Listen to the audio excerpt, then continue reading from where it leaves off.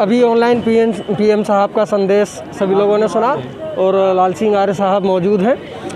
उनके मुख से जानते हैं वो कोई विशेष संदेश देना चाहें लोगों को, भिंड के लोगों को और पूरे क्षेत्र की जनता को। आज मैं माननीय प्रधानमंत्री जी को बहुत बहुत बधाई देना चाहता हूं, आभार व्यक्त करना चाहता हूं देश के और भिंड जिले के मध्य प्रदेश के किसानों की ओर से, क्योंकि आज लगभग 9 करोड़ से अधिक किसानों के खाते में 18,000 करोड़ की राशि आधा घंटे के अंदर किसानों के सीधे खाते में पहुंचा दी है, जो भ्रष्टाचार से मुक्त है, पारदर्शी तरीके से पहुंचाई है।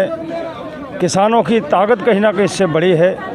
माननीय प्रधानमंत्री जी ने किसानों के हित में किसान आयोगों की रिपोर्टों को मानते हुए किसानों की 2022 तक आय दुगनी करने के लिए, लागत कम करने के लिए, मुँह मांगा दाम देश में कहीं भी फसल बेचकर प्राप्त करने के लिए जो कानून बनाए हैं, मैं उनका स्वागत करता हूं। और देश के किसान भी कहीं ना कहीं 6 महीने कानून को लागू हुए हो गए, एक भी मंडी बंद नहीं हुई, एमएसपी लगातार मिल रही है, कॉन्ट्रैक्ट भी चल रहे हैं, कहीं से ही कोई शिकायत नहीं आई है।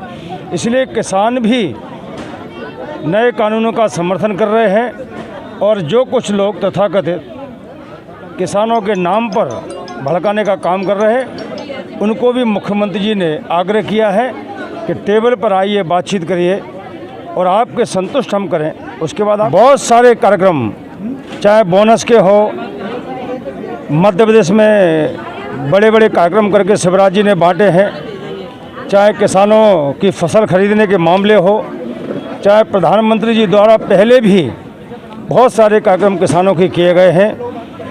केवल आंदोलन के कारण कार्यक्रम नहीं है, बल्कि किसानों को ये दिखाने के लिए, समझाने के लिए कि इन कानून हमने बनाए हैं वो आपके हित के हैं, षड्यंत्रकारियों से बचाव करिए। सर एक बात बताएं, बिल्कुल सीधी सी बात है, सारे बिंदु बिल्कुल सीधे सीधे सरल हैं, बहुत जटिल नहीं है, किसानों के हित में, पक्ष में है, नो डाउट।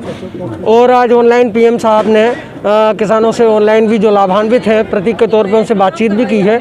सारे तथ्य बिल्कुल जाहिर है। फिर क्या किसान इतने नासमझ हैं कि वो दिग्भ्रमित होकर के दिल्ली में धरने प्रदर्शन पर बैठे हैं? वो किसानों का आंदोलन कम, अब कहीं ना कहीं वो आंदोलन में जिनकी दुकानें राजनीतिक रूप से बंद हो रही हैं, ऐसे लोग कभी अनुसूचित जाति के लोगों को भड़का के आंदोलन चालू कराते हैं, कभी सीए के नाम पर मुसलमानों को भड़काते हैं, और कभी ज़मीन आपकी कब्जा कर लेगा कॉन्ट्रैक्ट वाला, ये भड़काने का काम करते हैं। और इसलिए ऐसे किसान भाइयों को सरकार बता रही है, कानून का लाभ बता रही है।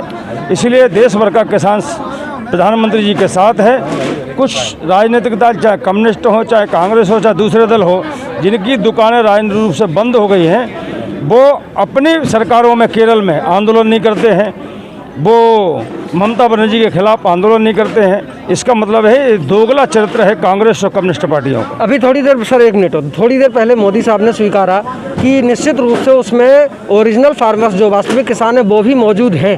तो वो भी मौजूद है तो आज का किसान पढ़ा लिखा है, या आज की जो युवा पीढ़ी है, उनके बच्चे हैं वो ज़्यादा पढ़े लिखे, इंटरनेट की सेवाएं बहुत अच्छी हैं देश में, सारी सुविधाओं का लाभ ले रहे हैं और सारी चीज़ों से परिचित हो रहे हैं। तो मोदी जी ने भी जैसे स्वीकारा उस पॉइंट को, अब जो वास्तविक किसान हैं वो किस आधार पर आ रहे हैं? आप इस बारे में एक लाइन में क्या कहना चाहें? किराए के टट्टू बन के आ रहे हैं या फिर कोई अन्य रूप? किसान तो वास्तविक ही होता है। प्रधानमंत्री जी ने कहा है कि वहाँ वास्तविक किसान हैं, लेकिन किसान का मूवमेंट बिगाड़ने के लिए, उनको किसानों को बदनाम करने के लिए, किसान के आंदोलन पर कलंक लगाने के लिए कुछ राजनीतिक दल षड्यंत्र कर रहे हैं। उनसे किसानों को बचना चाहिए। किसानों की पहली मांग थी एमएसपी की गारंटी, सरकार ने लिखित में दे दिया है कि एमएसपी की बढ़ाई भी सरकार ने और गारंटी भी लिखित में दी है। इसके बाद आंदोलन खत्म हो जाना चाहिए था। अब ऐसे तत्व उस किसान आंदोलन के पीछे खड़े हो गए हैं जो आंदोलन को समाप्त नहीं करने देना चाहते, वो राजनीतिक रोटियां सेकना चाहते हैं।